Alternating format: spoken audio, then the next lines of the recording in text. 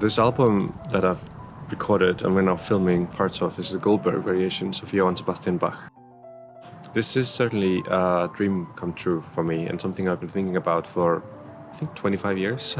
So the majority of my life. I've been playing it now for 10 years, and it really took me 10 years to find my voice and to realize what I wanted to do with it on record.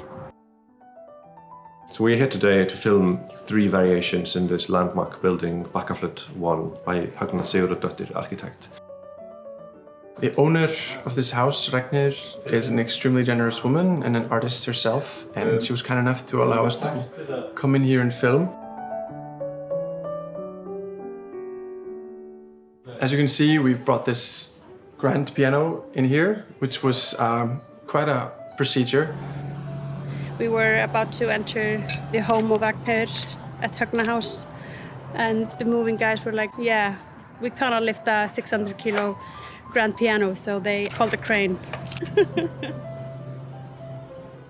It's almost like wherever you point the camera in this house, it looks great. So it's very easy to make something in here look interesting. And I'm thrilled we got to film in here because I feel like the music speaks to the architecture in here. It's full of symmetry, full of organization, incredible structure, natural materials, but at the same time it's full of the things that make things interesting. Finding the exceptional and breaking up the symmetry. This piece, where to begin talking about it? I mean, it's hard to know what you want to focus on when you talk about it. It's so immense. It's like the alphabet, the musical alphabet, how you can think about keyboard writing. You can focus on the structure, and it is the greatest and the most perfect musical structure you can imagine, and full of incredible sort of mathematical invention. But that's not what makes it interesting and what makes it sort of timeless. What makes it timeless is the fact that it's also always the most sort of heartfelt poetry, and that's what makes Bach and makes him history's greatest artist, I think. This incredible synergy of absolute poetry but immaculate musical structures. It's amazing how that goes together.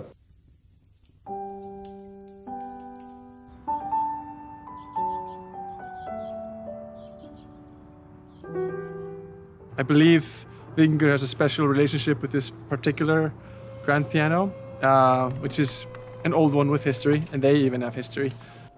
This piano that I'm playing here now and filming on is actually a piano I go way back with. It is a piano that was bought in the 1970s for Iceland Symphony Orchestra, selected by Vladimir Ashkenazy, my friend and kind of my idol.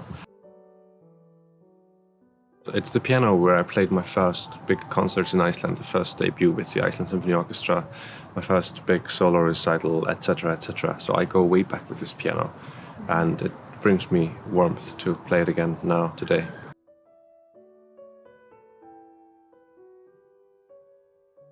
We are in the museum of Ásmundur Sveinsson, one of the leading and most important Icelandic sculptors. It's a beautiful, beautiful space, full of these clean, clear forms, so it fits very well for the music of Johann Sebastian Bach. This museum kind of gives you a feeling of not being alone, like you have an audience even if you are alone. You're playing for the statues, but that's what you're also doing with Bach's music in general. You're always playing for the ages in a way. He's timeless and he belongs to every generation and all generations. It is, I think, the greatest keyboard work in history, all works included. It's like the encyclopedia of how you can think and dream on the keyboard, and how you can write and what you can express, on 88 keys in this case. Bach and this piece in particular becomes a mirror for you. It's like a checkpoint where you are on your musical path.